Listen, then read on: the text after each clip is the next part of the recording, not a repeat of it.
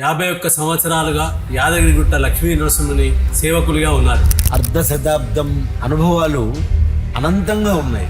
స్వామివారి సేవా కైంకర్యాలలో పరిచారకుడిగా గంట కొట్టడం, స్వామివారి అభిషేకానికి తీర్థ బిందెలు తేవటము, ఆ తర్వాత పుష్కరం నుంచి ఆరాధనకై బిందె తీర్థాలు తేవటం, కొబ్బరికాయలు కొట్టడం, దేవుణ్ణి వస్త్రాలతో అలంకరించటం, ఆ తర్వాత వచ్చిన మంత్రములన్నింటినీ కూడా అక్కడ గురువుగారికి ఒప్పజెప్పడం, ఆ యొక్క పుణ్యమే ప్రధాన అర్చకునిగా ఆలయం ఎంతో అభివృద్ధి చెందడానికి యాదగిరిగుట్ట లక్ష్మీనరసింహస్వామి వారికి ప్రియతమ భక్తులు కల్వకుంట్ల చంద్రశేఖరరావు గారు. వారి ప్రార్థనను మన్నించి స్వామివారు వారిని రాష్ట్రానికి ముఖ్యమంత్రిగా నియమించారు స్వామివారి. అప్పుడు ఈ దాసుడు ప్రార్థించడం జరిగింది, స్వామి అసలు మన తెలంగాణ అభివృద్ధి పరచాలి అంటే రాష్ట్ర ముఖ్యమంత్రి వర్యులు శ్రీమాన్ యనుమల రేవంత్ రెడ్డి గారు కూడా మా యాదాద్రి లక్ష్మీనరసింహస్వామి వారికి భక్తాగ్రేసరుల్లో ఒకరు. ప్రపంచంలో అన్ని దేవాలయాలు, ఉత్తమ దేవాలయాలు అన్నీ కూడా బంగారు శిఖరాల బహుబ్రహ్మమయుడిగా నేత్రపర్వంగా ప్రకాశిస్తూ ఉంటే జియర్ స్వామి వారి యొక్క ఆధ్వర్యంలో ఈ దాసుడు మంత్ర ప్రయోగాత్మకంగా ఆ బంగారు గోపురాన్ని కూడా యాదగిరి గుట్టలో అనుసరించే ప్రత్యేక విధానాలు ఏమైనా ఉన్నాయి? ప్రపంచ దేశాలకి ఆదర్శము ఒక మహామంత్ర ప్రయోగశాల యాదగిరిగుట్ట. యాదాద్రిగా చిన్నజీయర్ స్వామి గారు మార్చారు. మళ్ళీ రాజకీయ కారణాల వల్ల యాదాద్రినాథన్ హరే తవ సుప్రభాతం అని 300 సంవత్సరాల క్రితమే వనమామలయ్య స్వామి వారు ఇక మార్పుల కారణాలు రాజకీయం అని మీరే చెప్పారు కాబట్టి మేము ఒప్పుకుంటున్నాం. వేద పాఠశాలలో ఒక కులం వారికే ప్రాధాన్యతన దేనికైనా సరే ఒక యోగ్యత అర్హత అనేటువంటిది ఉంటుంది. నా ధర్మపత్ని విజయకుమారి, ఆమె వద్దంటే ఈ వేద పాఠశాల కానీ ఈ ఆలయం కానీ ఉండకపోయేది. మానవుల్ని మెప్పించడం కాదండి, దేవతల్ని మెప్పించేటువంటి సత్వగుణం ఉండాలి. ప్రపంచ దేశాల్లోనే అతిపెద్ద దేవాలయం అనేటువంటి తిరుమల తిరుపతి దేవస్థానం ఉందే, ఆ దేవస్థానానికి అమెరికా కావచ్చు, కెనడా కావచ్చు, సింగపూర్ కావచ్చు, మలేషియా కావచ్చు, ఇలాగా ఎన్ని దేశాలు అయితే ఉన్నాయో గుడి కడుతూనే ఉంటే చందాలు ఎవరైనా ఇస్తారు, సమాధి కడతామన్నా ఇస్తారు. కానీ 16 సంవత్సరాలు 17 సంవత్సరాలు ఉన్నప్పుడే ఒక చిన్న రామాయణాన్ని రచించడం జరిగింది. పెళ్ళైన కొత్తలో అత్తగారింటికి పోతా అంటే దేవుడు పూజ ఉంది వెంట పోతా ఉంటారు. అట్లాంటి త్యాగ జీవితం చేసుకుని ఓపుకుంటేనే ఈ అర్చకత్వం ఎందుకురా, మనోవిరక్తి భావం కూడా. చాలా దేవాలయాల్లో ఇప్పుడు అర్చకులు దొరకక దుమ్ము దులిపి గుడి తెరిస్తే చాలు, మిగతా వాళ్ళు ఏడుపులు అయ్యో వచ్చినప్పుడు తిరిగిపోయిన గుడ్డలతో వచ్చినావు, ఇప్పుడు మంచి గుడ్డలు కట్టుకుంటున్నావు, ఇల్లు కట్టుకుంటావా నువ్వు. అయితే దౌర్భాగ్యం ఏంటంటే అట్లా క్రిస్టియానిటీకి దేవాదాయ శాఖ లేదు, ముస్లిమిజానికి లేదు. మనకు పట్టిన సినిమా అది. Welcome real talk with AK.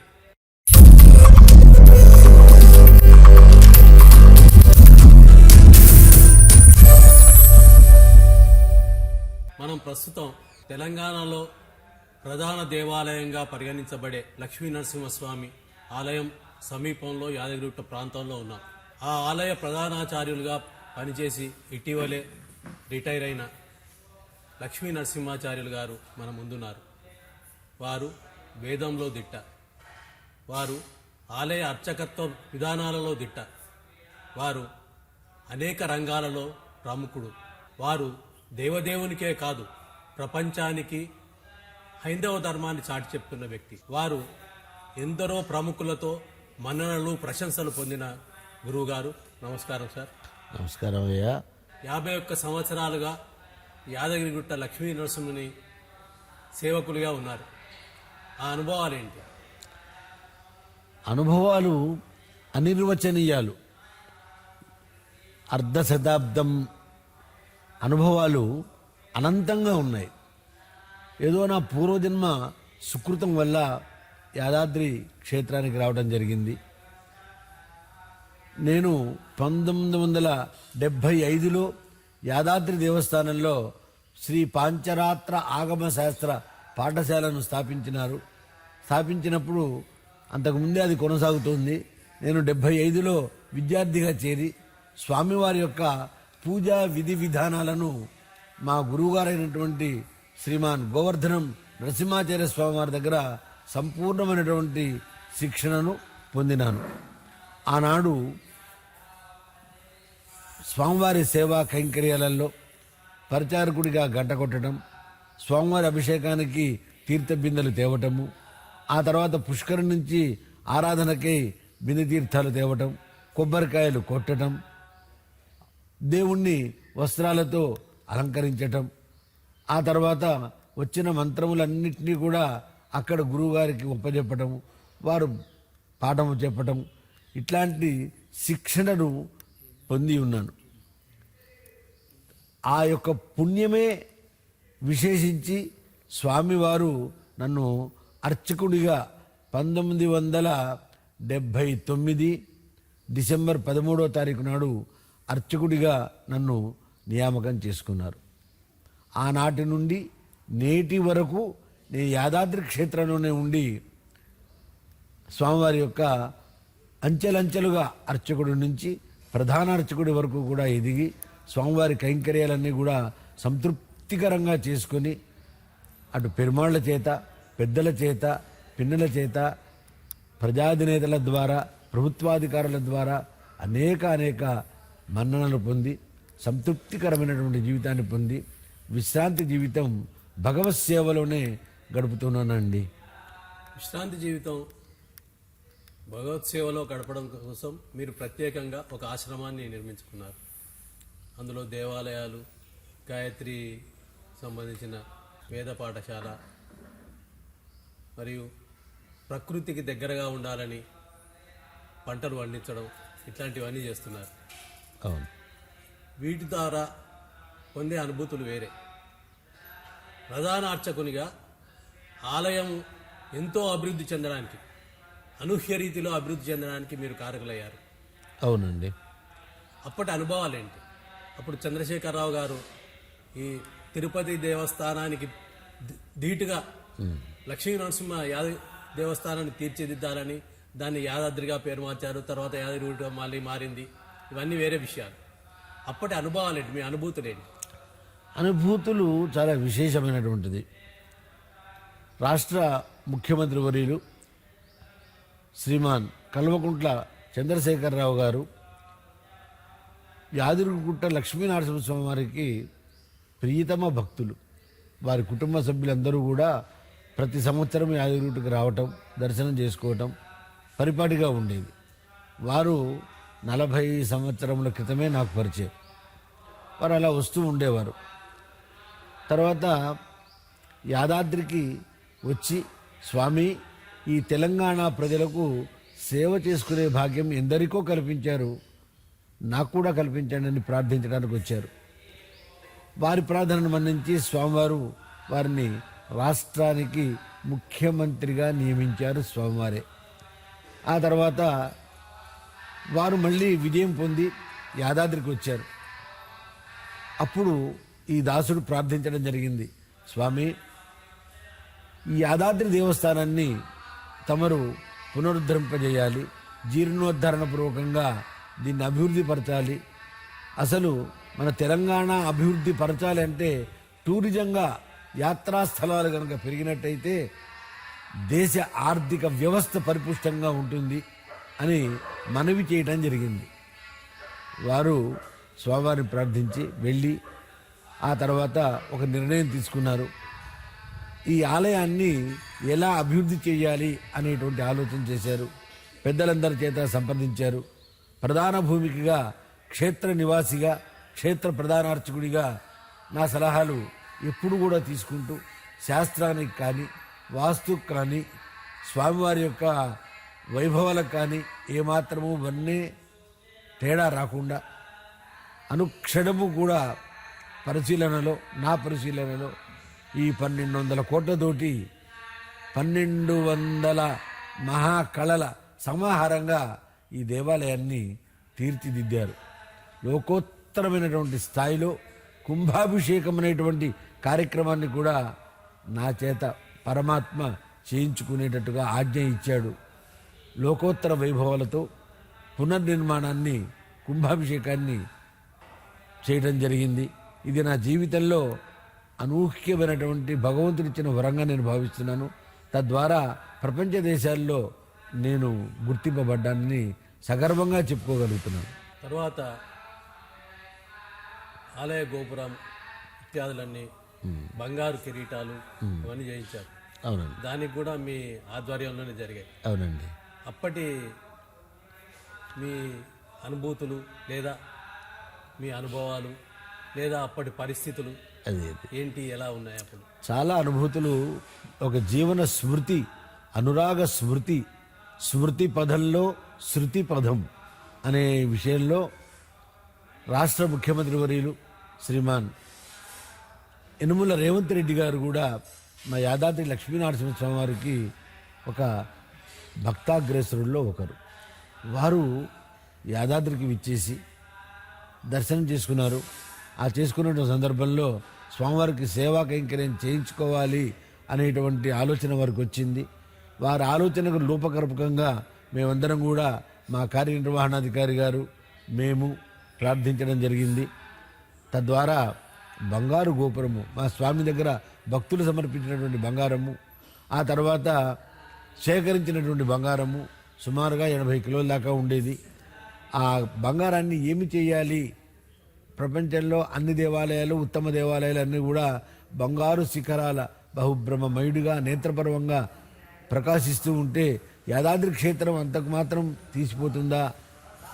తీసిపోకుండా అంతకంటే కూడా కాంతివంతంగా ఉండాలి అనేటువంటి ఒక దీక్షతో, దక్షతతో ముఖ్యమంత్రి వారికి రేవంత్ రెడ్డి గారికి విన్నవిస్తే వారు సహృదయంగా వారు ఈ కోరికను అంగీకరించి ఆనాటి ఈవో గారైనటువంటి భాస్కర్ రావు గారికి చక్కగా ఆదేశాలు ఇచ్చారు. ప్రతి నిమిషము కూడా ఆ 12 అంశాలుగా ఉండబడేటువంటి ఆ గోపురాన్ని కమ్ముకము, కంఠము, ప్రస్తరము, గ్రీవము, వెల్లిక, నాసిక, స్థూపిక, సుదర్శన మహాచక్రము, నాగరవేసర కుడ్యములు, శోభలు, ఉపశోభలు అనేటువంటి విన్యాసంతో బంగారు గోపురాన్ని మహావైభవంగా చేయటం జరిగింది, నిర్మాణమైంది. అట్టి కుంభాభిషేకాన్ని కూడా శ్రీ శ్రీ శ్రీ శ్రీ వేదమూర్తులైనటువంటి శ్రీమాన్ పరమహంస పరివ్రాజకాచార్యులు, ఈ దేవాలయానికి ప్రధానమైనటువంటి మంగళాశాసనకర్తలు అనేటువంటి వారమామలై జియర్ స్వామి వారి యొక్క ఆధ్వర్యంలో ఈ దాసుడు మంత్ర ప్రయోగాత్మకంగా ఆ బంగారు గోపురాన్ని కూడా ప్రతిష్ఠ చేయడం జరిగింది, కుంభాభిషేకం జరిగింది. ఆ అనుభూతి అనుభవించాల్సిందే తప్ప వర్ణించడానికి అక్షరాలు, భాష కూడా సరిపోదు. గర్వించదగ్గ స్థాయిలో 108 మంది వేద పండితులను అందరినీ ఆహ్వానించాము. పాంచరాత్రాగమ శాస్త్రయుక్తముగా భగవద్రామానుజ సాంప్రదాయ సిద్ధంగా పంచకుండాత్మకంగా ఈ మహాయాగాన్ని నిర్వహించి అనంతమైన అక్షయమైన పుణ్య ఫలాన్ని ఆ గోపురానికి ధారపోసి ఆ కుంభాభిషేకం చేయటం జరిగింది. ఆలయంలో అనుసరించే పూజా విధానాల గురించి ఏమైనా చెప్పగలరా? తప్పకుండా అండి. బ్రహ్మీ ముహూర్త కాలంలో 3:30కు స్వామివారికి సుప్రభాత సేవ జరుగుతుంది. వెంటనే ఆ సుప్రభాత సేవ జరుగుతుంటే భక్తులకు కూడా అవకాశం కల్పించడం జరిగింది. ఆ తర్వాత స్వామివారికి నిత్య పూజా కైంకర్యాలన్నీ కూడా జరుగుతాయి. ఆరాధన అనేటువంటి జరుగుతుంది. వెంటనే స్వామివారికి బాలభోగం, దజ్జోజనం అనేటువంటి ప్రసాదాన్ని చక్కగా నివేదన చేయడం జరుగుతుంది. తర్వాత అప్పుడు జరిగేటువంటి పారాయణాలు అన్నీ కూడా అప్పుడు ప్రారంభమవుతాయి. వేదము, దివ్య ప్రబంధం అన్నీ కూడా పారాయణాలు ప్రారంభమవుతాయి. వెంటనే స్వామివారికి పంచామృతాలతో, పంచ సూక్తములతో, పంచ ఉపనిషత్తులతో నిజాభిషేకం జరుగుతుంది. అది కూడా ఆర్జిత సేవగా భక్తులు స్వామివారిని అభిషేక కైంకర్యంలో పాల్గొనేటువంటి అవకాశాన్ని ఆస్థానం కల్పించింది. ఆ తర్వాత స్వామివారికి సహస్రనామార్చన జరుగుతుంది. అమ్మవారికి కుంకుమార్చన జరుగుతుంది. ఆంజనేయ స్వామి వారికి అందరికీ కూడా, ఆండాళ్ళమ్మవారికి, ఆళ్వార్లకు అందరికీ కూడా ప్రత్యేకమైనటువంటి అర్చనలు జరుగుతూ ఉంటాయి. అనంతరము 7:30 ప్రాంతంలో భక్తులందరికీ కూడా ఉభయ దర్శనాలు ప్రారంభించడానికి ఏర్పాటు చేయడం జరిగింది. భక్తులందరూ కూడా హాయిగా స్వామివారి దర్శనం చేసుకుంటూ ఉంటారు. ఈ మధ్యలో భక్తుల యొక్క ఈతి బాధలు, రోగ బాధలు, గ్రహ బాధలు, గృహ బాధలు, ఇలాంటి బాధలన్నీ తొలగిపోయి తక్షణమే వరసిద్ధిని అనుగ్రహించేటువంటి శ్రీ సుదర్శన నారసింహ హోమానికి కూడా నిత్య కైంకర్యంగా చేయడం జరిగింది. ఆ తర్వాత భక్తులు కూడా దాంట్లో పాల్గొంటుంటారు. అది అలా జరుగుతూ ఉంటే వెంటనే స్వామివారికి కళ్యాణ మహోత్సవానికి సమయం ఆసన్నమవుతుంది. స్వామివారు గజవాహనాన్ని అలంకరించి భక్తులకు దర్శనమిచ్చి ఆ తర్వాత కళ్యాణ మండపానికి ప్రవేశించి కళ్యాణ కైంకర్యాన్ని స్వీకరిస్తూ ఉంటుంటారు. ఇలా 3 గంటల పాటు కళ్యాణ మహోత్సవం జరుగుతుంది. ఆ తర్వాత దర్శనాలు కూడా పూర్తి అవటం జరుగుతుంటుంది. మధ్యాహ్న కాలంలో స్వామివారికి 12, 11:45 ఆ ప్రాంతంలో మాధ్యాహ్నికమైనటువంటి ఆరాధన కోసమై ప్రజల్ని కాస్త నిలుపుదల చేస్తారు. ఆ తర్వాత స్వామివారికి మాధ్యాహ్నికమైనటువంటి ఆరాధన జరుగుతుంది. మాధ్యాహ్నిక అభిషేకం జరుగుతుంది. ఏకాంతంగా ఆ నివేదన జరుగుతుంది. మాధ్యాహ్నిక చాత్మన తర్వాత మళ్ళీ భక్తులకి దర్శనాన్ని అనుగ్రహించడం జరుగుతుంది. ఇలా దర్శనాలు కొనసాగుతూ ఉంటాయి. తర్వాత 4 గంటలకు విఐపి బ్రేక్ దర్శనంగా ఇటీవల కాలంలో మా కార్యనిర్వహణాధికారి గారు ఏర్పాటు చేశారు. ఆ బ్రేక్ దర్శనాలు ప్రారంభమవుతాయి. 5 గంటల నుండి ధర్మదర్శనం ప్రారంభమవుతుంది. 7 గంటల వరకు ఇలా దర్శనాలు కొనసాగి మళ్ళీ సాయంత్రం 7 గంటలకు స్వామివారికి సాయం ఆరాధన, ఆ తర్వాత సాయం సహస్రనామార్చనలు, యథాప్రకారం అర్చనలు అన్నీ జరుగుతాయి. ఆ తర్వాత మళ్ళీ ఒక గంట కాలము భక్తులంతా కూడా ఎలాంటి ఇబ్బంది లేకుండా దర్శనాలు కొనసాగింపజేస్తాము. ఆ తర్వాత స్వామివారికి రాత్రికాలపు మహానివేదన జరుగుతుంది. రాజభోగం ఆరగింపు జరుగుతుంది. ఆ ప్రసాదాలన్నీ కూడా భక్తులకు వితరణ చేయబడతాయి. ఆ తర్వాత స్వామివారికి పవళింపు సేవ జరుగుతుంది. పవళింపు సేవలో కూడా మిగిలి ఉన్నటువంటి భక్తులు దర్శనం చేసుకుంటుంటారు. ఆ తర్వాత ద్వారబంధనం జరుగుతుంది. ఇవన్నీ కూడా నిత్యకృత్యాలుగా చేసబడేటువంటి పూజలు. ఈ మధ్యకాలంలో సాయంకాలం 5:30 నుండి 6:30, 7 గంటల వరకు కూడా స్వామివారి తిరువీధి సేవలు జరుగుతూ ఉంటాయి. దాంట్లో కూడా భక్తులు పాల్గొంటూ ఉంటారు. ఇలాగా ఈ కార్యక్రమాలన్నీ కూడా ప్రతి నిత్యము కూడా జరిగే విధంగా నిత్య కైంకర్యాలని చెప్పుకోవాలి. దేశంలోని ప్రధాన ఆలయాలలో రకరకాల పద్ధతులు అనుసరిస్తారు. యాదగిరి గుట్టలో అనుసరించే ప్రత్యేక విధానాలు ఏమైనా ఉన్నాయా? అసలు ప్రపంచ దేశాలకే ఆదర్శము ఒక మహామంత్ర ప్రయోగశాల యాదగిరిగుట్ట. ఇక్కడ ఈ పూజలు ఈ రకంగా జరగాలని 300 సంవత్సరాల క్రితమే వానమామలై పీఠాధిపతులు ఇక్కడికి విచ్చేసి పాంచరాత్రాగమ శాస్త్ర ప్రకారము 365 రోజులు ఏ ఉత్సవాలు జరగాలో అవన్నీ కూడా శాసనాధికారంగా ఏర్పాటు చేసినారు. ఆ ఏర్పాటు చేసినటువంటి విధి విధానాలనే ఈనాటి వరకు కూడా మేము తూచా తప్పకుండా పాటించడం జరుగుతుంది. కాబట్టే యాదాద్రి దేవాలయానికి మంత్రంలో కానీ, యంత్రాల్లో కానీ, తంత్రాల్లో కానీ, పరిపాలనా విధానంలో కానీ ప్రపంచ దేశాలకే యాదాద్రి దేవస్థానము ఒక గొప్ప ఆదర్శ దేవాలయంగా వెలుగొందుతుందండి. ఇక 365 రోజుల్లో ప్రతిరోజు నిత్య కళ్యాణము, పచ్చతోరణము, 125 ప్రత్యేక ఉత్సవాలు యాదాద్రి దేవస్థానంలో జరుగుతుంది. అదే ఈ దేవాలయం యొక్క ప్రత్యేకత. 12 మంది ఆళ్వార్ల యొక్క తిరునక్షత్రాలు, తర్వాత శ్రీకృష్ణుని యొక్క తిరునక్షత్రం, మహాలక్ష్మి అమ్మవారి తిరునక్షత్రం, విశ్వక్సేనుల యొక్క తిరునక్షత్రము, ఇలా తిరునక్షత్ర మహోత్సవాలు, తర్వాత అధ్యయనోత్సవాలు, ఆ తర్వాత బ్రహ్మోత్సవాలు, పవిత్రోత్సవాలు, ఇలాగా చాలా ఉత్సవాలు జరుగుతూ ఉంటాయి. ప్రతి 5 సంవత్సరాలకు ఒకసారి ఒక మహాయాగాన్ని చేయడం కూడా పరిపాటిగా జరుగుతుంది. పుష్పార్చనలు, కుంకుమార్చనలు ఇలాగా అప్పుడప్పుడు విశేషాలుగా జరుగుతూ ఉంటాయి. భక్తులందరూ కూడా పాల్గొంటూ ఉంటుంటారు. మహావైభవంగా శాస్త్ర ప్రకారము జరుగుతూ ఉంటుంది. ప్రతి నిత్యము కూడా వేద పారాయణాలు, ప్రబంధ పారాయణాలు జరుగుతూ ఉంటాయి.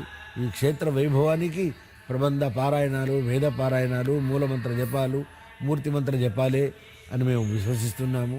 అదే ప్రజల్ని ఆ శక్తి ద్వారానే ప్రజలు అడిగిన తక్షణమే వరం ఇచ్చేటువంటి మూర్తిగా యాదాద్రి లక్ష్మీనరసింహస్వామి వారికి ప్రపంచ దేశాల్లో ఒక అపూర్వమైనటువంటి పేరు ఉంది. దర్శనం క్షణం, వరం మరుక్షణం యాదాద్రి లక్ష్మీనరసింహస్వామి వారిది. ఈ దేవాలయానికి అంటే ఈ ఊరికే పేరు మార్పు చేశారు.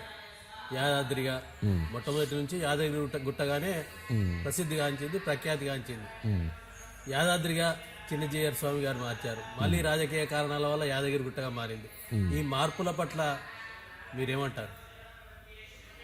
కాల ప్రవాహంలో మార్పులు అనేటువంటివి సహజంగా జరుగుతుంటుంటాయి. యాదాద్రి అన్న యాదగిరి గుట్ట అన్నా కూడా అది ఏమాత్రము కూడా అబద్ధమైతే కాదు. అది యాదగిరి గుట్ట అన్నా యాదగిరి గుట్టే, యాదాద్రి అన్నా యాదగిరి గుట్టే. కాబట్టి అక్కడ ఎక్కడ అబద్ధం కాదు. 300 సంవత్సరాల క్రితమే స్వామివారికి రచించినటువంటి సుప్రభాతంలో యాదాద్రినాథన్ రుహరే తవ సుప్రభాతం అని 300 సంవత్సరాల క్రితమే వానమామలయ్య స్వామివారు ఈ సుప్రభాతాన్ని చక్కగా ప్రజల్లోకి స్వామివారికి విన్నవించడం జరిగింది. అనగా యాదాద్రి, మొదట యాదాద్రి, యాద అనేటువంటి సంస్కృత శబ్దం, అద్రి అంటే కొండ అని అర్థం. అంటే యాద అంటే వేదము, జ్ఞానము అని అర్థం. జ్ఞానము పర్వతాకృతి దాల్చినటువంటి క్షేత్రం కాబట్టి యాదాద్రి అయింది. దాన్ని అనింద్యాగ్రాబ్యంలో యాదగిరి గుట్ట, యాదగిరి గుట్ట, యాదగిరి, గిరి అన్నా గుట్టనే, గుట్ట అన్నా గుట్టనే, గిరే. కాబట్టి సరే ఎలా పిలిచినా ఒక మనిషిని చనువుతో ఏరా అన్నా, ఒరే అన్నా, ఏమండి అన్నా వరుస పెట్టి పిలిచినా ఆ వ్యక్తికి ఎలాగా తేడా ఉండదో యాదాద్రి కూడా అదే రకంగా ఉండదు. ఇక మార్పుల కారణాలు రాజకీయమని మీరే చెప్పారు కాబట్టి మేము ఒప్పుకుంటున్నాం. అది రాజకీయమా లేకుంటే సంపాదకీయమా అనేది మాకు అనవసరం. నీ పేరు నిర్దిష్టంగా యాదాద్రి, యాదగిరి గుట్ట, సంస్కృతంలో యాదాద్రి అంటాం. అనింజా గ్రామ్యంలో ఒక నిర్దిష్ట నామవాచకము యాదగిరి గుట్ట. ఎలా పిలిచినా దానికి వైభవమే తప్ప అభయవాలంటూ ఏమీ లేవు. దేవాలయాన్ని ప్రముఖులు ఎందరో దర్శిస్తుంటారు. అవును. అందులో భాగంగా ముఖ్యమంత్రులు, రాష్ట్రపతి దాకా దర్శించిన సందర్భాలు ఉన్నాయి. అవును. ఆ స్మృతులు, జ్ఞాపకాలు మిమ్మల్ని అప్పుడప్పుడు వెంటాడుతాయా లేదా రొటీన్గా వెళ్ళిపోతాయా? లే ఒక అపూర్వమైన సంఘటన ఏంటంటే, రాష్ట్రపతి ముర్ము గారు యాదాద్రి దేవస్థానానికి విచ్చేస్తున్నారు. ఆ సందర్భంలో నేను తీర్థయాత్రల్లో ఉన్నాను, సెలవు పెట్టి వెళ్ళాను. మా కార్యనిర్వహణాధికారి గారు వెంటనే ఫోన్ చేసి, మన యాదాద్రి దేవస్థానానికి రాష్ట్రపతి గారు వస్తున్నారు ముర్ము గారు, మీరు రావాలని ఆదేశించారు. అవన్నీ కూడా వదులుకొని నేను మళ్ళీ వచ్చేసి ఆ రాష్ట్రపతి గారి పర్యటన అయిన తర్వాత మళ్ళీ వెళ్ళి యాత్ర సందర్శన చేశాను. అలాగనే కేవలము ఒక్క బంగారు గోపురమే కాకుండా, ఈ 1200 కోట్లతో నిర్మాణం చేసిన దేవాలయమే కాకుండా శివాలయాల్లో కూడా కుంభాభిషేకాలు జరిగారు. అసలు నేను యాదగిరిగుట్టకు రాగానే ఆనాటి ముఖ్యమంత్రి వర్యులు, రాష్ట్ర ముఖ్యమంత్రి అంజయ్య గారు ఒక దేవాలయాన్ని, రాజగోపురాన్ని వారు కుంభాభిషేకం చేయించారు. అప్పుడు నేను పరిచారక వృత్తిలో కూడా నా అర్చకత్వంలోనే అది జరిగింది. ఆనాటి పండితులు ఉన్నారు, కానీ వారి సహాయకారిగా నేనున్నాను. ఇలాగ 7 సార్లు కుంభాభిషేకం జరిగింది. శివాలయంలో 2 సార్లు జరిగింది.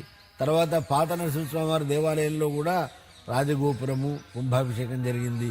తర్వాత దేవాలయం కుంభాభిషేకం జరిగింది. ఇలా అక్కడ ఏ విశేష కార్యక్రమాలు జరిగినా కూడా ఈ దాసుడి చేతనే స్వామివారు కైంకర్యాలు చేయించుకున్నారు. చాలా సంతృప్తికరంగా అనుభూతులు వెంటాడడం కాదు, అర్చకత్వానికి రిటైర్మెంట్ అనేటువంటిదే లేదు. ప్రపంచంలో ఏ వృత్తికైనా ఉందేమో కానీ పురోహితానికి కానీ, అర్చకత్వానికి కానీ, వైద్యానికి కానీ, వృత్తులు ఏవైతే ఉన్నాయో వ్యవసాయానికి కానీ రిటైర్మెంట్ అంటూ ఉండదు. అవి స్వాభావికంగా మేము ఈ వృత్తిలో ఉన్నాం కాబట్టి మమ్మల్ని సంస్థలో చేర్చుకున్నారు. తర్వాత వయసు అయిపోయింది కాబట్టి ప్రభుత్వ నియమాలను అనుసరించి మేము విశ్రాంతి తీసుకోవాల్సి వచ్చింది. కానీ నిద్రపోయినా మనిషి ఉచ్ఛ్వాస నిశ్వాసాలు ఏ రకంగా ఉంటాయో, ఒక పూజారిగా ఎక్కడ ఉన్నా కూడా నేను పూజారిగానే ఉచ్ఛ్వాస నిశ్వాసాలు తీస్తూ ఉంటుంటాను. నా జీవన సంవిధానమే ఇది. నా అదృష్టం కొద్దీ ఇక్కడ ఒక వేద పాఠశాల పెట్టుకోవడం జరిగింది. మా నాన్నగారు వేద పాఠశాల స్థాపించారు. వేదమూర్తులు తెలంగాణలోనే అతి ప్రధానమైనటువంటి గొప్ప పండితులు. పేరు నల్లందిగల్ ధర్మాచార్యులు గారు, మా అమ్మగారు సీతమ్మ గారు. మా స్వగ్రామం ప్రస్తుతం సూర్యాపేట జిల్లా నడిగూడెం మండలం వేణుగోపాలపురంగా ఉండేది. అక్కడ కోదండరామస్వామి వారి దేవాలయం మా సొంత దేవాలయం.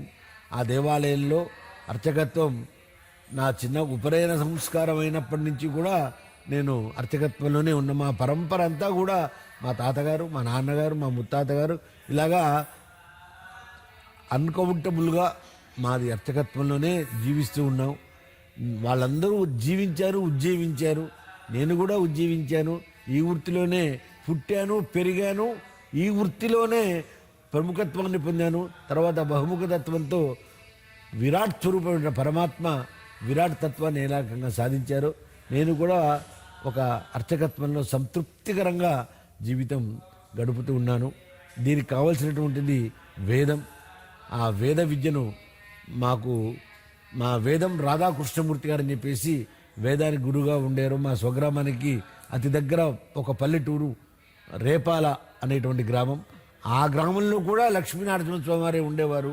అది కూడా మహా టూరిజం ప్లేస్గా ఉండి ఆ మహావైభవంగా జరిగేటువంటి పుణ్యక్షేత్రం. ఆ పుణ్యక్షేత్రంలో వేదం రాధాకృష్ణమూర్తి గారి దగ్గర యజుర్వేదాన్ని నేను నేర్చుకోవడం జరిగింది.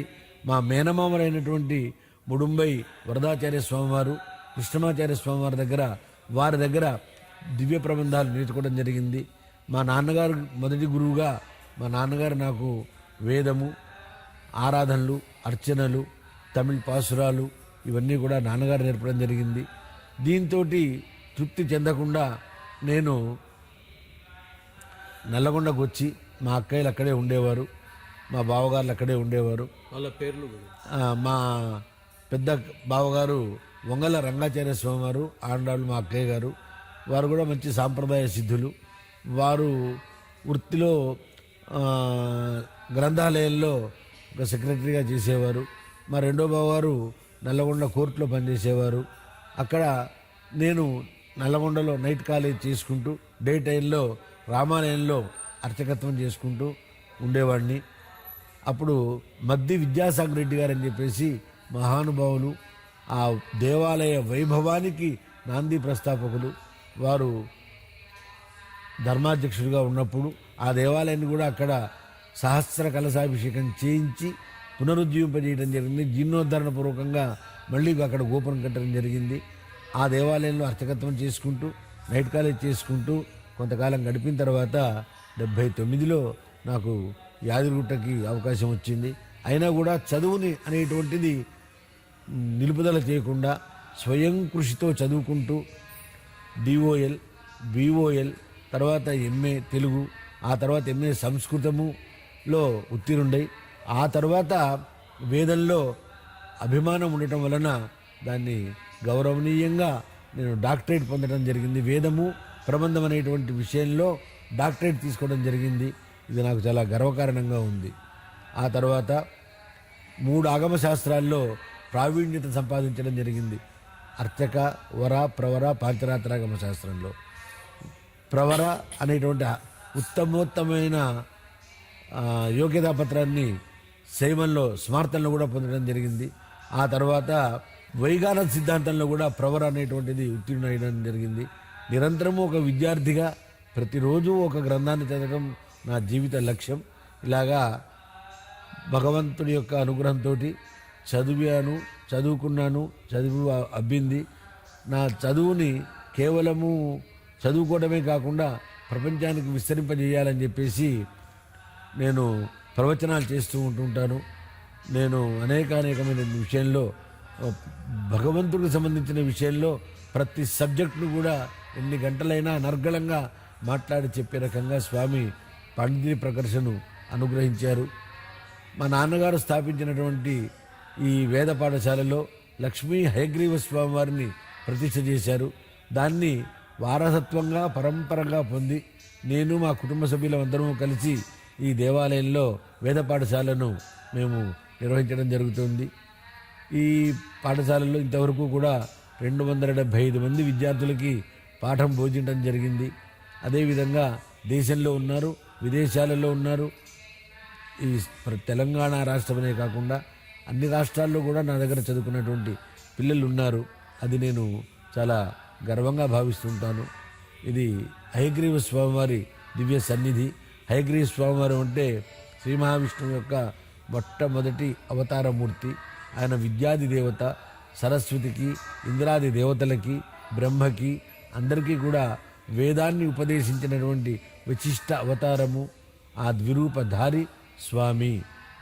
ఆ స్వామిని ఇక్కడ అర్చన చేసుకుంటూ గోశాల, గోవిందునిశాల, విద్యాశాలలు ఏకీకృతంగా ఇక్కడ ఉండి యథాశక్తిగా దాన్ని వేదాన్ని రక్షించడమే ప్రధానమైన లక్ష్యంగా భావించుకొని మా కుటుంబ సభ్యులు అందరం కలిసి ఈ వేద పాఠశాలను నిర్వహణ చేస్తున్నాము. వేద పాఠశాలలో ఒక కులం వారికే ప్రాధాన్యతన పరిమితమా, లేదా అన్ని కులాల వారు? అన్ని కులాల వారు నేర్చుకున్నారు. అన్ని కులాల వారు కూడా నా పాఠశాలలో నేర్చుకున్నారు. అయితే ఒక విశేషం ఏంటంటే దేనికైనా సరే ఒక యోగ్యత, అర్హత అనేటువంటిది ఉంటుంది. అవును. ఆ అర్హత, యోగ్యతలు ఉన్నవాళ్ళు ఎవరైనా రావచ్చు, ఎవరైనా కూడా వేదం చదువుకోవచ్చు. ఇటీవల మా చిన్నజీర స్వామివారు, మా గురువుగారు అయినటువంటి చిన్నజీర స్వామివారు కూడా కుల మత జాతి భేదాలు లేకుండా అర్చకత్వాన్ని బోధించడం జరిగింది. మేము కూడా వారి ఆచరణలో నడుస్తున్న వారం కాబట్టి అసలు ఈ వృత్తి అంతరించిపోతున్నటువంటి వృత్తి. ఎవరు చదువుకోవటం లేదు, చదువుకున్నా కూడా ప్రయోజన శూన్యంగా ఉంది. ప్రయోజన శూన్యంగా ఉండటమే కాకుండా జీవితంలో ఒక వింత వ్యక్తిని చూస్తుంటారు.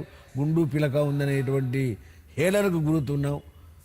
అయినా ఒక పెళ్ళిళ్ళు జరగడం అనేటువంటిది అది కష్టంగా ఉంది బ్రహ్మచారులకి, వేదం చదువుకున్న వాళ్ళకి.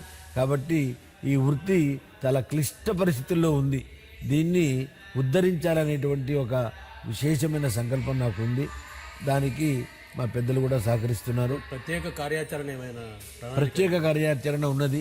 దానికి చిన్నజీర స్వామి, శంషాబాద్లో ఉన్నటువంటి చిన్నజీర స్వామివారి యొక్క ఆశ్రమంలో కులమత జాతి భేదాలు లేకుండా అర్చకత్వం బోధిస్తున్నారు. మా దగ్గర కూడా మేము బోధిస్తున్నాము. అలాగనే చాలా పాఠశాలలో అందరూ కూడా ఆదర్శంగా ఉండి అందరికీ కూడా ఈ వేదాన్ని, ఆ అర్చకత్వాన్ని బోధించాల్సిందిగా ఈ సందర్భంగా నేను కోరుకుంటున్నాను. అయితే ప్రతిదానికి ఒక యోగ్యత, అర్హత. ఇప్పుడు ఒక మామూలుగా ఏదైతే ఉందో ఆ నియమాలు పాటించాలి. మాంసాహారాలు మానేయాలి, అహింసాయుత ధర్మ మార్గంలో నడవాలి, శిఖా యజ్ఞోపవీతాలు కలిగి ఉండాలి. కలిగి ఉండి వృత్తిని నిజంగా ప్రేమించాలి. ఇప్పుడు ఏ అన్నం తింటామో ఆవకాయ వేసుకొని ఇంత అన్నం తిన్నాం అనుకోండి, కడుపులో మండుతుంది. అంటే ఒక వస్తువు ఉంది, వస్తువుకు ఒక గుణం ఉన్నది. అలాగనే మనం ఏవైతే సాత్విక ఆహారం తీసుకుంటామో ఆ సాత్విక లక్షణాలు వస్తాయి. కారం తింటే కోపం వస్తుంది, కారం తినకపోతే శాంతం ఉంటుంది. బీపీలు, షుగర్లు పెరుగుతాయని ఆహార నియమం డాక్టర్లే చెప్తున్నారు కదా. కాబట్టి వేదం నేర్చుకోవడానికి చాలా ఓపిక ఉండాలి, నియమం ఉండాలి, నిష్ట ఉండాలి. మానవుల్ని మెప్పించడం కాదండి, దేవతల్ని మెప్పించేటువంటి సత్వగుణం ఉండాలి నేర్చుకునే వాళ్ళకి. అర్చకత్వం అనేటువంటిది ఒక వృత్తి కాదు, అర్చకత్వం అనేటువంటిది ఒక ధర్మం. ధర్మంగా ప్రతి జీవి భగవంతునితో మమేకమైతే ఈ సమాజంలో హింస ఉండదు. అసలు పోలీస్ స్టేషన్లకు కానీ కోర్టులకు కానీ పనే ఉండదండి. కానీ మనిషి సత్వగుణాన్ని ఆదర్శంగా తీసుకొని మన వేదాలు, మన పురాణాలు, ఇతిహాసాలు ఎల్కేజీ అనేటువంటి ప్రారంభ దశ నుంచి కాలేజీ ముగించేంత వరకు కూడా వేదాలు, పురాణాలు, ఇతిహాసాలు కూడా వాళ్ళకి బోధించాలి. బోధించితే ఈ సమాజం బాగుపడుతుంది. ఒక పాఠ్యాంశంగా పాఠ్యాంశంగా బోధించాలి. కులము అనేటువంటిది వేదంలో ఎక్కడా లేదండి. వేదంలో కులం అనేటువంటి ప్రాతిపదికే లేదు. కాకపోతే వేదం గుణకర్మ విభాగశ చాతుర్వర్ణం మయా సృష్టి అన్నాడు పరమాత్మ భగవద్గీతలో. కానీ గుణకర్మ విభాగశ, గుణమును అనుసరించి వ్యక్తి స్వభావాన్ని అనుసరించి వాడు బ్రాహ్మణత్వంలో ఉన్నాడా, వైష్ణత్వంలో ఉన్నాడా, క్షత్రియత్వంలో ఉన్నాడా, శూద్రత్వంలో ఉన్నాడా అనగా ఒక విరాట్ స్వరూపుడైనటువంటి పరమాత్మ బ్రాహ్మణోస్య ముఖమాసీత్ అన్నాం. అంటే ముఖం నుంచి బ్రాహ్మణుడు ఉత్పన్నమయ్యడానికి కాదు, జ్ఞానశక్తులన్నీ కూడా ఇక్కడికే ప్రొడక్ట్ అవుతూ ఉంటాయి, ఇక్కడి నుంచే సమాజంలో విస్తృతమవుతూ ఉంటాయి. మన శరీరాన్ని, ఊర్ధ్వ శరీరాన్ని కానీ అధో శరీరాన్ని కానీ ఒక క్షత్రియుడు తన బాహుబలం ద్వారా దేశాన్ని ఎట్లా కాపాడుతాడో ఆ రకంగా బాహురాజన్య కృత క్షత్రియ యొక్క లక్షణాన్ని కలిగింది బాహువుడు. కాపాడటమే దీని యొక్క కర్తవ్యం. ఆహార సముపార్జన, ఆ తర్వాత తిన్న పదార్థం జీర్ణం కావాలి. జీర్ణం కావాలి. ఏ అవయవానికి ఏ శక్తి కావాలో, కంటికి చూసే శక్తిగా, నోటికి మాట్లాడే శక్తిగా, చెవుకు వినపడే శక్తిగా, లోపల గుండె కొట్టుకునేటువంటి శక్తిగా, ఇలాగా ఏ శక్తి ఏ మేరకు అవసరమో అది అందించి వ్యాప్తి చెందడం వలన వైశ్యత్వాన్ని ఉదరత్వానికి పోల్చారు.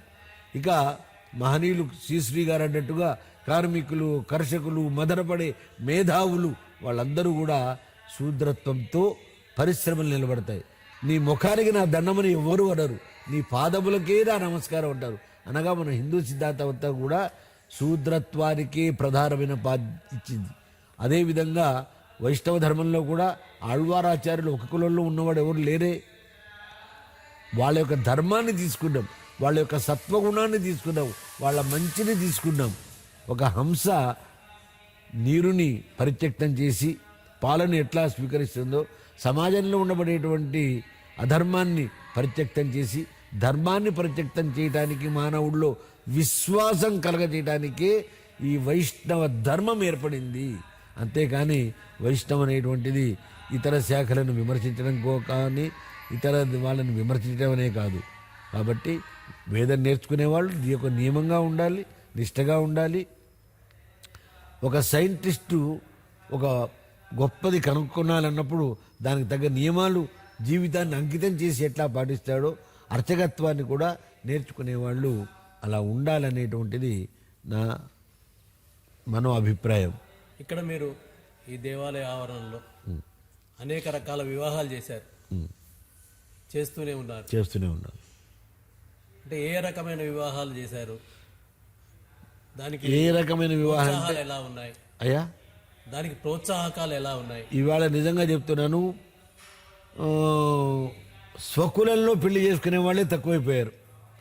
కులంతో అవసరం లేదు, ప్రపంచాన్ని ప్రేమతో జయించారు. లవ్ ఈజ్ లైఫ్ ఏమండి, దాన్ని ప్రేమిస్తున్నారు, పెళ్లి చేసుకుంటున్నారు. లీగల్గా వాళ్ళు ఎవరైతే వయోపరిమితి అర్హత యోగ్యత కలిగి ఉన్నారో వాళ్ళు, వాళ్ళ పెద్దలు అందరూ కలిసి వస్తే వారికి వివాహం చేయడం జరుగుతుంది. నీ కులం ఏదని నేను ఎందుకు అడుగుతాను? నాకేం అవసరం? నాకు అవసరం లేదు. అది వద్దని వాదించేవాడినే నేను కదా, కాబట్టి నేను వాదించాను. ఆ తర్వాత ఈ క్షేత్రంలో ధర్మం అనేటువంటి అభివృద్ధి చెందాలి అని చెప్పి 985 ఉపనయన సంస్కారాలు స్వచ్ఛందంగా నేను నిర్వహించడం జరిగింది. అనగా గాయత్రి మంత్రోపదేశం చేసి ఉపనయనం అనేటువంటిది చేసి వారికి వేదం నేర్చుకోవడానికి కానీ ఈ లౌకిక విద్యలు నేర్చుకోవడానికి కానీ ఒక రకమైన సహాయ సహకారాలను అందించడం జరిగిందండి. మీరు జీవన విధానం దైవత్వానికి అంకితం చేస్తూ అనేక అవార్డులు పొందారు, అనేక గుర్తింపు పత్రాలు పొందారు. ఆ గుర్తింపు పత్రాలలో మీరు ఊహించినవేనా? అన్ని ఊహించనియే ఎక్కువ ఉంటాయి, ఊహించినవి తక్కువ ఉంటాయి. ఊహించిదే వచ్చేది కాదు కదా అది. కాదు, ఊహించిదే అయ్యా నన్ను ఎత్తుకోండి అంటే ఎవరు ఎత్తుకోరు, ఎత్తుకునేటట్టుగా ఉండాలి. కాబట్టి గౌరవించండి అంటే ఎవరు గౌరవించరు, ప్రేమించండి అంటే ఎవరు ప్రేమించరు. ప్రేమ పొందటానికి అర్హత సంపాదించాలి. అర్హతను చూసి మాత్రమే మాకు అనుగ్రహించినటువంటి బిరుదులు సుమారుగా ఒక 75 బిరుదులు ఉన్నాయి. అందులో విద్యారత్న అనేటువంటిది ఒకటి, ఆ తర్వాత డాక్టరేట్ పొందడం అనేది ఒకటి, ఆగమ రత్న అనేటువంటిది ఒకటి. నా జీవితంలో గర్వించదగ్గ విషయం ఏంటంటే ప్రపంచ దేశాల్లోనే అతిపెద్ద దేవాలయం అనేటువంటి తిరుమల తిరుపతి దేవస్థానం ఉందే, ఆ దేవస్థానానికి నా పాండిత్యాన్ని వారు గుర్తించి నన్ను వారి యొక్క ఆగమ సలహాదారుగా కూడా నా సేవలను స్వీకరించి ఉన్నారు గతంలో. ఇప్పటికీ నన్ను ప్రపంచం గుర్తించిన పండితుడిగా నేను సంతృప్తిగా జీవితం గడుపుతున్నానండి. మీరు విద్వాంసులుగా ప్రపంచ దేశాలు పర్యటించారు, ఏ దేశాలలో పర్యటించారు? అక్కడి ఉండే జీవన విధానం మన జీవన విధానం చాలా తేడా ఉంటుంది. అక్కడ ఎదుర్కొన్న పరిస్థితులు ఏంటి, జ్ఞాపకాలు ఏంటి, మిగిలిన జ్ఞాపకాలు, లేదా అక్కడ కూడా దేవాలయాల ప్రసిద్ధి చెందుతున్నాయి, దేవాలయాల పునరుద్ధరణ జరుగుతుంది, కొత్త నూతన దేవాలయాలు కూడా నిర్మాణం జరుగుతుంది చాలా దేశాలలో. వాటిలో పాల్గొన్న అనుభవాలు ఏంటి? పాల్గొన్న అనుభవాలు చాలా ఆనందదాయకంగానే ఉన్నాయి. ఇతర దేశస్థులు అని ఎవరిని అంటాం? కేవలము అమెరికాలో పుట్టి పెరిగిన వాళ్ళని మాత్రమే ఇతర దేశస్థులు అంటాం. కానీ భారతదేశ మహోన్నత సంస్కారాలలో ఇక్కడ చదువుకొని అక్కడికి వెళ్ళి ఆ దేశానికి సేవలు అందిస్తున్నటువంటి మన తెలంగాణ భారతీయులు, ఆంధ్ర భారతీయులు ఎవరైతే ఉన్నారో వాళ్ళందరికీ కూడా హృదయపూర్వకమైనటువంటి ఆశీర్వదం తెలుపుతూ అక్కడ మన వేద ధర్మాన్ని సనాతన ఆలయ ధర్మాలని వాళ్ళు కృషి చేసి ప్రభుత్వ పరిమితులను తీసుకొని వాళ్ళు పోషిస్తున్నారు. హిందూ ధర్మంగా ఉంటున్నారు, మహా ఆనందంగా ఉంటున్నారు. అక్కడికి వెళ్ళగానే మన సంస్కారాలను, మన ఆలయాలను, మన వేదములను, పురాణాలను మర్చిపోకుండా వారి పిల్లలకి చెబుతున్నారు. ఆ తర్వాత ప్రతి ఇంట్లో కూడా సంగీతం నేర్చుకునేవారు, భగవద్గీతలు నేర్చుకునేవారు, సాహిత్యాన్ని నేర్చుకునేటువంటి వారు, గుడికి వెళ్ళి పూజలు చేయించుకునేటువంటి సంస్కారాలు ఇవన్నీ కూడా మన ప్రవాస భారతీయులందరూ కూడా అక్కడ ఆచరిస్తున్నారు. వారి భక్తి పరాకాష్ఠనే అమెరికా లాంటి వివిధ దేశాలలో కూడా, అమెరికా అనుకోవచ్చు, కెనడా అనుకోవచ్చు, సింగపూర్ కావచ్చు, మలేషియా కావచ్చు, ఇలాగా ఎన్ని దేశాలైతే ఉన్నాయో అన్ని దేశాలలో కూడా మన దేవాలయాల సంస్కృతి శాశ్వతంగా నిలబడిపోతుంది. దీనికే ఆకర్షితులై వారు మన ప్రభావం పడి వారు కూడా మారిపోయేటువంటి అవకాశం కలుగుతుంది. సంతృప్తికరమైన జీవన విధానమే భారతీయ జీవన విధానము. ఈ జీవన విధానంలో వాళ్ళందరూ కూడా భక్తి, సామూహిక భక్తి తత్వాన్ని అక్కడ పెంపొందించుతున్నారు. మాలాంటి వాళ్ళని ఆహ్వానిస్తున్నారు. అనేక దేశాలు తిరిగి రావడం జరిగింది. ఇటీవల కెనడా వెళ్ళాము, తర్వాత అమెరికా వెళ్ళాము. అమెరికా ఒక 3 సార్లు వెళ్ళడం జరిగింది. కెనడా మొదటిసారిగా వెళ్ళాము. అక్కడ అందరూ కూడా తప్పిపోయినటువంటి పిల్లవాడు దొరికితే ఎంత సంతోషపడతారో అంత సంతోషపడ్డారు. ఒక దేవాలయం నుంచి, ఒక క్షేత్రం నుంచి ఒక మహా పండితుడు వచ్చాడని మహా గౌరవించారు.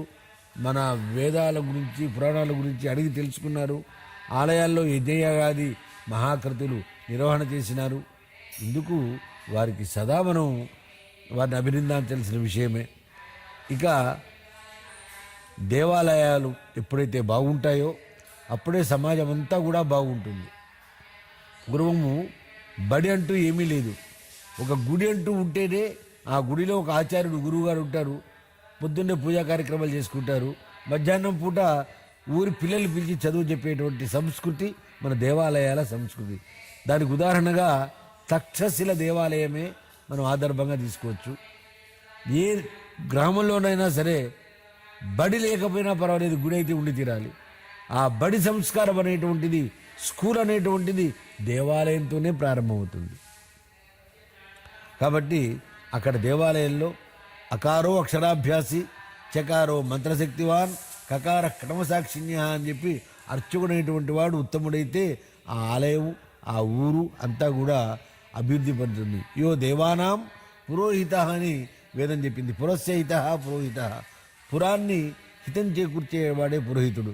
కాబట్టి అర్చక వ్యవస్థ కావచ్చు, పురోహిత వ్యవస్థ కావచ్చు, ఆలయాన్ని వివిధ సంస్కృతులు అందరూ ఏకీకృతంగా కలిసి తీర్థప్రసాదాలు స్వీకరించేటువంటి స్థానమే దేవాలయం. అక్కడ వైషమ్యాలంటూ ఏమీ లేవు. అలాంటి ఆలయ సంస్కృతులు ప్రబలితే మనందరం బలంగా ఉంటాము. ఆశిష్టో దృఢిష్టో బలిష్ట. ఈ ఆలయ సాంప్రదాయాన్ని రక్షించుకోవాల్సినటువంటి అవసరం చాలా ఉంది. అయితే ఈనాటి యువతరం కావచ్చు, ఈనాడు కొంచెం ఆలయ వ్యవస్థ చాలా పల్లెటూరు వ్యవస్థలో చాలా దెబ్బతిని ఉన్నది. దాన్ని పునరుద్ధరించాల్సిందిగా నేను కోరుకుంటున్నాను, ప్రజల్ని కానీ ప్రభుత్వాన్ని కానీ.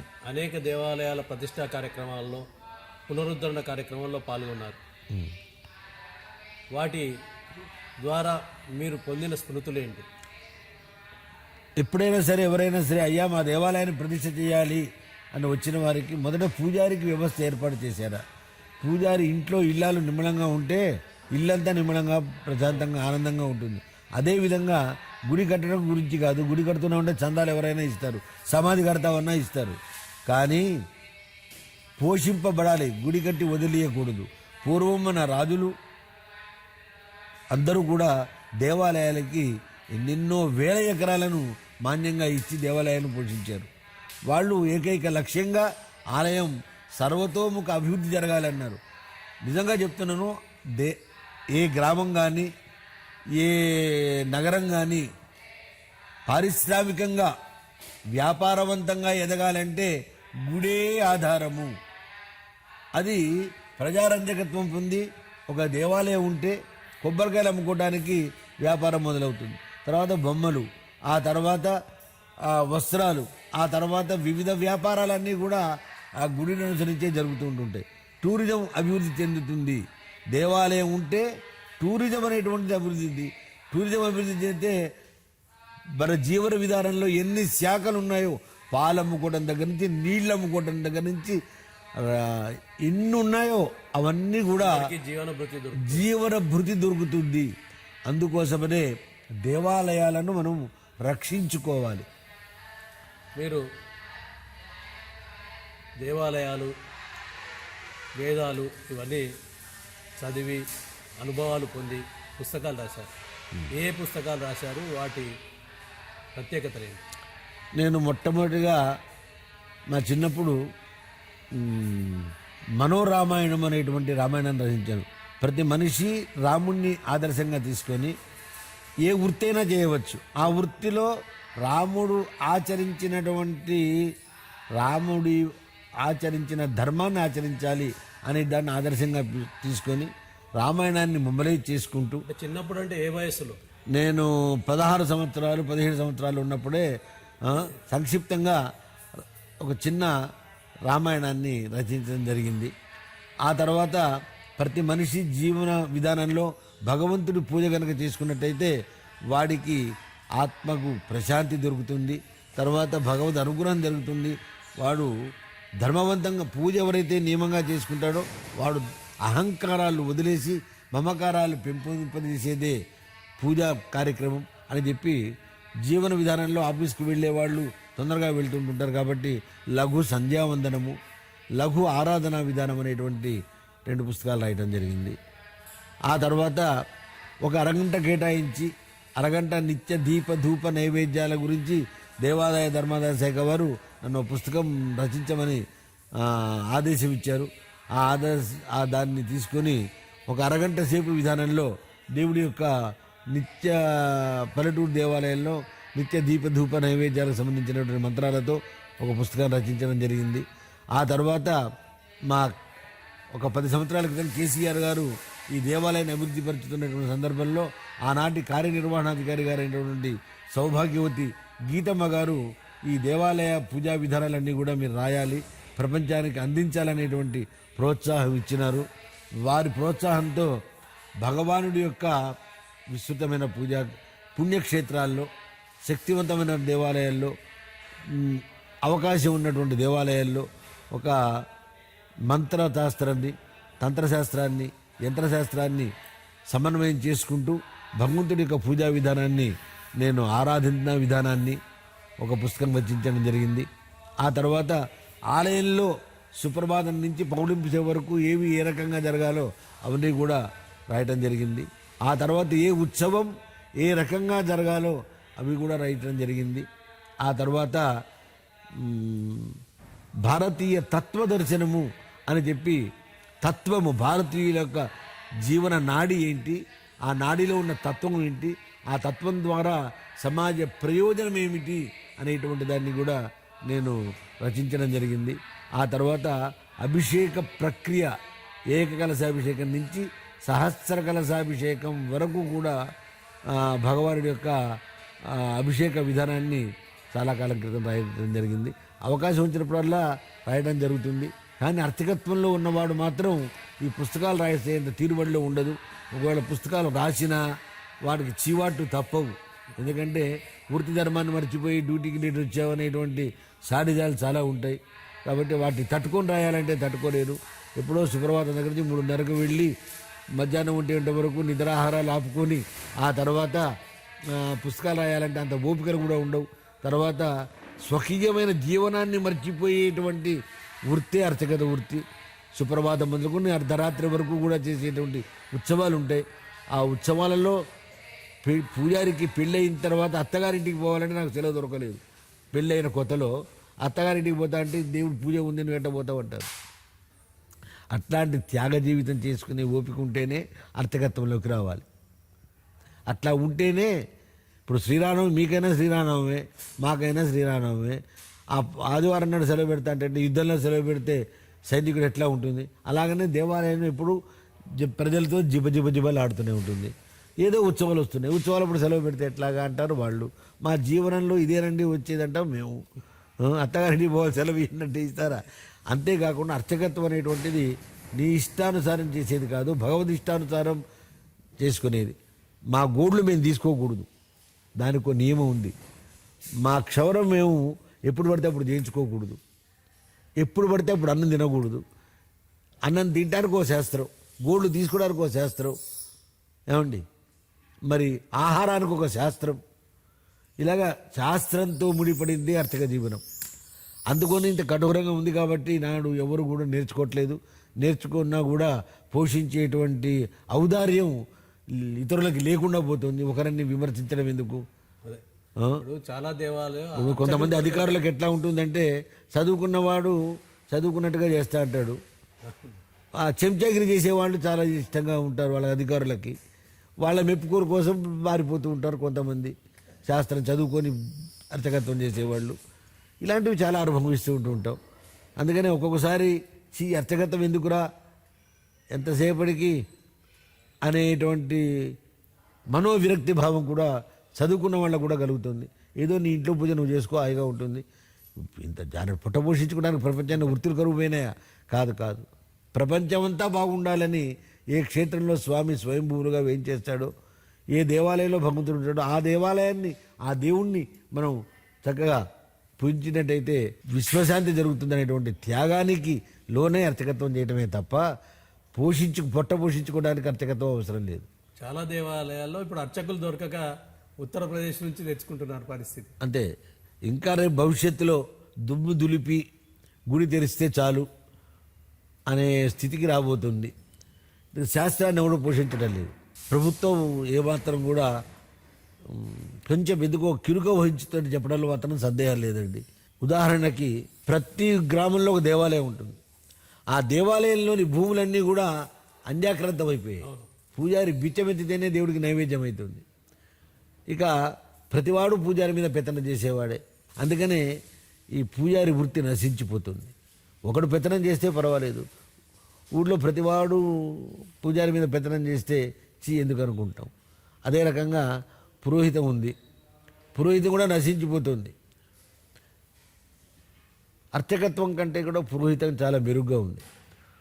ఎవడు తాబేదారులో ఉండకుండా చక్కగా స్వతంత్ర వృత్తిగా ఎవడు పిలిస్తే వాడి దగ్గరికి వెళ్ళటం, పెళ్లి చేయటం, రావటం, నెలకో 10 రోజులు కార్యక్రమాలు చేసుకుంటే వాడు పొట్ట చేస్తాడు. అర్చకత్వం 3 వేళ పుచ్చముడుపు. ఆడపిల్లలకి కనుక మెళ్ళో మంగళసూత్రం ఉంటే స్వతంత్రం కోల్పోయినట్టుగా వీళ్ళు ఆ దేవాలయాన్ని విడిచిపోయి 3 వేళలా ఆరాధన చేయాలి. ఎక్కడ పోతారు, ఎక్కడ సంపాదించుకుంటారు? పొరపాటున 10-20 సంవత్సరాల జీవితం అంతా దారపోసి అర్చకత్వానికే వాడు అంకితమై ఉంటే మిగతా వాళ్ళు ఏడుపులు, అయ్యో వచ్చినప్పుడు చిరిగిపోయిన గుడ్డలతో వచ్చినావు, ఇప్పుడు మంచి గుడ్డలు కట్టుకుంటున్నావు, ఇల్లు కట్టుకుంటావా నువ్వు, ఇట్లాంటి ఏడుపు. మరి సమాజంలో ఎన్ని మార్పులు వచ్చినాయండి? ఎల్కేజీ చదువుకున్నవాడు 100 కాలాలు తిరుగుతున్నాడు, 100 కాలు కొరుకుంటున్నాడు, 10 ఎకరాలు ఉన్నాడు, ఎమ్మెల్యేకి పోటీ చేస్తున్నాడు. దేవాలయాలకు 100 ఎకరాలు ఉన్నా కూడా అవి అన్యాక్రాంతం అయిపోయినాయి. ప్రభుత్వం నియంత్రణ లేనటువంటి వాళ్ళు కూడా ఏం చేయలేనటువంటి పరిస్థితి ఉంది. ఉదాహరణకి నల్లగొండ జిల్లాలో బురుగడ దేవాలయం. హిందూ దేవాలయాల పరిస్థితి ఎలా ఉంది అంటే మిగతా మతాలకు సంబంధించిన వాటికి ప్రత్యేక హక్కులు అవన్నీ ఉన్నాయి. హిందూ దేవాలయాలకి ఏర్పడడానికి కారణాలు ఏంటి? కారణాలు ఏదైనా ఉండవచ్చు, కానీ అవి ధర్మంగా ఉన్నాయా లేవని ఆలోచించాలి. ఉదాహరణకి నల్లగొండ జిల్లాలో 1000 ఎకరాలు ఉన్నది బురుగడ్డ దేవాలయం, అన్నీ ఆక్రమించారు. 1000 రూపాయలు కూడా దానికి దేవాలయానికి రావు. అదేవిధంగా ఆంధ్రాలో చెప్తున్నాను, సింగరొట్ల అనేటువంటి గ్రామం ఉంది, 5000 ఎకరాలు ఉందిరా నరసింహస్వామి వారికి. సింగరొట్ట అనేటువంటి గ్రామంలో 5000 ఎకరాలు ఉన్నాయి. 5 రూపాయలు కూడా దానికి దేవాలయం. అది ఏమైనా భక్తుడు రావాల్సిందే. పూజారి పూజ చేస్తాడు, భక్తులు వస్తారు. పూజారికి ఎక్కడ డబ్బులు వస్తాయని అక్కడ ఉండి, దేవుడు ఎట్ట పిలిచాడు ఉండి పిలుస్తుంది. ఉండి పిలవగానే పూజారి ఆ ఆలయాభివృద్ధికి ఇంకా నువ్వు చందాలు అడుగురా, నువ్వు చందాలు అడుగురా, నువ్వు చందాలు అడుగురా అంటారు. అని పూజారికి జీతం పెంచుతాను ఎవడు అంటలేదు. ఏమండి, కాకపోతే ఇటీవల కొంచెం మార్పు వచ్చింది.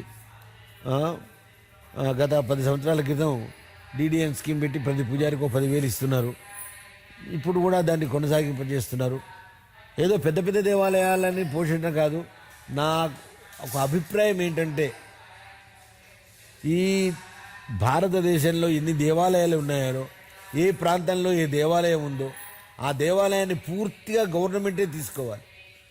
1000 ఎకరాలు ఉన్న దేవాలయాన్ని కూడా పూజకు నోచుకోవట్లేదు అంటే దౌర్భాగ్య స్థితి. కాబట్టి ఇంకేంటి, ఆ దేవాలయాల భూములన్నీ కూడా ప్రభుత్వం కూడా తీసుకోవాలి. తీసుకొని ప్రతి దేవాలయంలో ఒక పూజారి, ఒక పరిచారకుడు, ఒక కర్మచారి ఇలా ఉండేటట్టు ఏర్పాటు చేసుకోవాలి. పెద్ద దేవాలయం అయితే పెద్ద దేవాలయం, చిన్న దేవాలయం అంటే చిన్నగా. జనం బాగా వస్తున్నారు, ఒక జాతరా స్థలం ఉంటే అక్కడ 50 మంది అంటే 50 మంది, 100 మంది అంటే 100 మంది, పల్లెటూరులో 10 మంది అంటే 10 మంది, ఇద్దరంటే ఇద్దరు, ఒకళ్ళంటే ఒకళ్ళు. ఇలాగా దేవాలయాల ఆస్తులన్నీ కూడా, భూములన్నీ కూడా ప్రభుత్వం తీసుకోవాలి. ప్రభుత్వం దేవాలయాల్ని పోషించాలి. ట్రెజరీ నుంచి జీతాలు వచ్చిందంటే పూజారి బాగుపడతాడు. ప్రధానంగా దేవాదాయ శాఖ నిర్వహించాల్సిన బాధ్యతలు ఇవన్నీ. కానీ దేవాదాయ శాఖ గురించి నేను మాట్లాడలేను. ఎందుకంటే అక్కడ ఉండబడేటువంటి సాధక బాధకాలు నా నెత్తిలో ఎన్ని ఇంటికలు ఉన్నాయో అన్ని ఉన్నాయి. అందులో ఎన్ని ధర్మానికి సపోర్ట్ చేసి అనేటువంటిది నా అంతరాత్మకు తెలుసు. ఈ అధికారులకు చెంచాగిరి చేసేవాడే కావాలి కానీ పండితుడు అవసరం లేదు. ఏమండి, అట్లాంటివి సాడిజం తట్టుకొని నేను అర్థకర్థం చేసిన వాడిని. ఏమండి, కాబట్టి దేవాదాయ శాఖ గురించి మాట్లాడకపోవటం అంత మంచిది, చాలా ఉత్తమం. అయితే దౌర్భాగ్యం ఏంటంటే అట్లా క్రిస్టియానిటీకి దేవాదాయ శాఖ లేదు, ముస్లిమిజానికి లేదు. మనకు బట్టే సినిమాది ఒకటి ఉండదు, అది పోతే మనందరం బాగుపడతాం. దీన్ని బట్టే చాలా మంది మఠాలకు అనుబంధంగా చేస్తున్నారు దేవాలయాలని. మఠాధిపతులు కూడా కొంచెం తప్పే చేస్తున్నారయ్యా. నేను మా వాళ్ళని నేను సమర్థించడం లేదు. మఠాధిపతులు కూడా మూటలు కాపాడుకోవడం కోసమే చేస్తున్నారు తప్ప స్వచ్ఛందంగా ఎవరు కూడా దేవాలయాల గురించి పోరాటం చేయట్లేదండి. అసలు ఏ ఊరిలో దేవాలయం ఉందో ఆ ఊరు వాళ్ళే దాన్ని పోషించుకుంటారు, పోషించుకోవాలి. లేదా ప్రభుత్వం స్వచ్ఛందంగా తరలి వచ్చి పోషించాలి. ఇక దేవాదాయ శాఖ దేవాలయాల పరిపాలన విషయంలో ఓడిపోయింది అని చెప్పడంలో తప్పులేదండి. హైదరాబాద్ జూబ్లీ హిల్స్లో ఒకప్పుడు 25 ఎకరాలు 30 ఎకరాలు ఉండేది. రోడ్ నెంబర్ 12లో నరసింహస్వామి దేవాలయాన్ని అందరూ ఆక్రమించారు. ఎవరు అనేది పేర్లు ఉంటాయి కానీ ఆ పేర్లను ఉచ్చరించడానికి కూడా వీళ్ళకి ధైర్యం ఉండదు. ఏమండి, దాన్ని ఖాళీ చేయించేటువంటి బలము లేదు. అలాగనే 1000 ఎకరాలు ఉన్న దేవాలయాలు కూడా ఆక్రమించారు. ఎవ్వరూ దాన్ని పట్టించుకోరు. పూజారి బిచ్చమెత్తితేనే దేవుడికి దైవేద్యం. అట్లాంటి దేవాలయాలు చాలా ఉన్నాయి. అర్చకత్వం నశించిపోవడానికి కారణం ప్రభుత్వ పోషణ లేకపోవటమే. పోషించింది అంటే ఓ 10,000 ఇస్తాను 2,000 ఇస్తామంటే ఎవడొస్తాడండి? కనీసం 50,000 రూపాయల జీతం లేనిది ఎవడు రాడు. అందరికీ అట్లా ఇవ్వగలుగుతున్నారా? ఇవ్వటం లేదు. వారి కుటుంబ జీవనం కొనసాగే పరిస్థితి ఉండాలి. కనీసం అన్నమన్నా తినాలి కదా, కనీసం నీళ్ళన్నా తాగాలి కదా. వీళ్ళు ఇచ్చే ఈ 10,000 రూపాయలు నీళ్ళకి సరిపోవు, మంచి నీళ్ళకి సరిపోవు. మరి వాడు ఎట్లా బతకాలి? ఇంకో పని చేయడానికి వీలు లేదు. ప్రతివాడు పూజారిని విమర్శ చేయటమే. చివరగా మీ కుటుంబ వివరాలు. మా కుటుంబ వివరాలు: మా నాన్నగారు నల్లందిగల్ ధర్మాచార్య స్వామివారు. మా నాన్నగారు నల్లందిగల్ వైష్ణవ మతానికి ఆది ఆచార్యులు రామానుజుల వారు. ఆ రామానుజుల వారికి ప్రధానమైన శిష్యుడు కూరత్తాళ్ళ వారు. కూరత్తాళ్ళ వారి యొక్క ప్రధానమైన శిష్యుడు కూరనారాయణ జీయర్. ఆ జీయర్ స్వామివారి వంశంలో మేము జన్మించాం, ఆళ్వారు పరంపరలోనే జన్మించాం. కాబట్టి ఆ సాహిత్యం అంతా కూడా మేము నేర్చుకున్నాం, అర్చకత్వంలో జీవిస్తున్నాం. మా నాన్నగారు నల్లందిగల్ ధర్మాచార్య స్వామి వారు, మా అమ్మ సీతమ్మ. నేను ఒక్కడనే కొడుకుడు కాబట్టి నాన్నగారు వారి వారసత్వంలో నన్ను ఉంచి ఈ వేదంలో ఇలా అర్చకత్వంలో బతకమని శాసించారు. సంతృప్తికరంగా జీవితం గడిపాను. నాకు 3 అక్కయ్యలు. వాళ్ళ బావలందరూ కూడా ఉద్యోగస్తులుగా చేసి రిటైర్ అయ్యారు. 1980 జూలై 2వ తారీఖు నాడు వివాహం జరిగింది. పెళ్లి కుమార్తె ఈ గ్రామంలోనే 6 తరాలుగా యాదగిరిగుట్ట లక్ష్మీనరసింహస్వామి వారికి సేవ చేసినటువంటి కుటుంబ సభ్యులు. మా మామగారు వేదాంతం రామానుజాచార్యులు, సింగమ్మ గారు మా అత్తగారు. నేను యాదగిరిగుట్టకు రాగానే మరి నాకు ఒక చిన్న రూమ్ లాగా ఇచ్చారు దేవస్థానం వారు. ఆ రూమ్లో ఎదురుగుండానే ఉండేవారు వీరు. సరే ఆ సందర్భంలో సహాయ సహకారాలు అందిస్తూ వారు నన్ను గౌరవిస్తూ ఉండేవారు. వారికి 4 సంతానం, ఒక అమ్మాయి.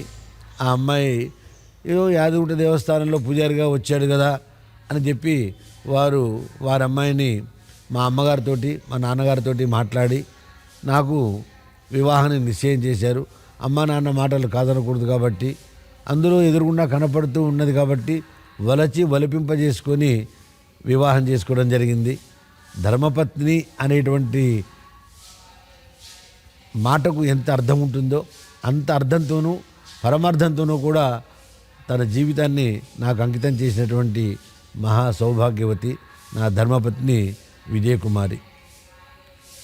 నేను కానీ మా కుటుంబ సభ్యులు కానీ ఈ వేద పాఠశాల స్థాపన విషయంలో 100 మంది అయినా సరే వండి వార్చి పెట్టి ఏమాత్రం అలసట లేకుండా ఒక మాతృ స్వభావ మహితాం హరి తుల్యశీలాం అని అన్నట్లుగా గొప్ప నేర్పు ఓర్పుతో షట్ కర్మయుక్త కుల ధర్మపత్ని అన్నట్టుగా ఆమె నాకు ఛాయేవతాం, నాకు ఒక నీడలాగా, నాకు ఒక మీగడలాగా, ఆమె ఒక పంచామృతంలో ఒక అమృతంలాగా నాకు సేవ చేస్తూ చక్కగా సేవ చేస్తూ తాను తరిస్తూ నన్ను తరింపజేస్తూ ఉంది.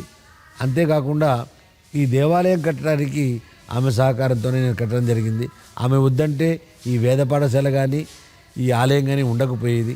అదేవిధంగా విద్యార్థులకి చదువుకున్నటువంటి వ్యక్తి కాబట్టి డిగ్రీ వరకు పాస్ అయ్యి ఆ తర్వాత ఎంఏ పాస్ అయ్యి ట్రైనింగ్ అయ్యి ఆ తర్వాత ఒక పరిపాలనా విధి విధానంతో చక్కగా ఈ పాఠశాలని పోషించడంలో ఒక అదనపు బాధ్యతను కూడా వహిస్తుంది.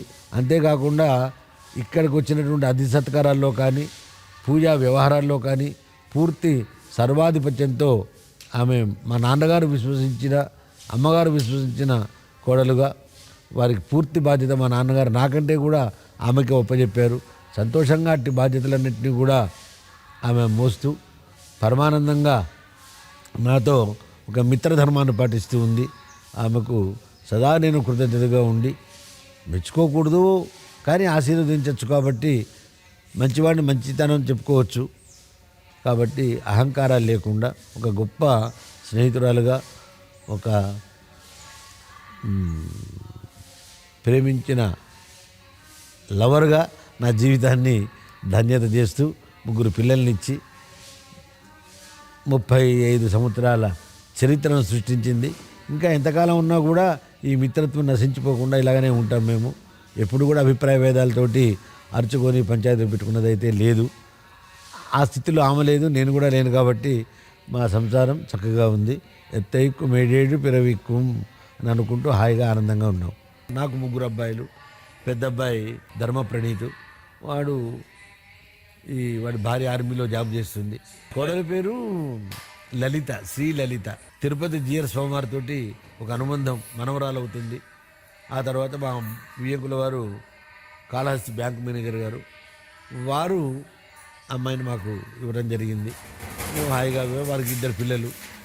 రెండో అబ్బాయి పెట్రోల్ బంక్ చూసుకుంటాడు, వారికి ఒక పెట్రోల్ బంక్ ఉంది. తర్వాత వాడి భార్య వర్క్ ఫ్రమ్ హోమ్ ఇక్కడే చేస్తుంటుంది.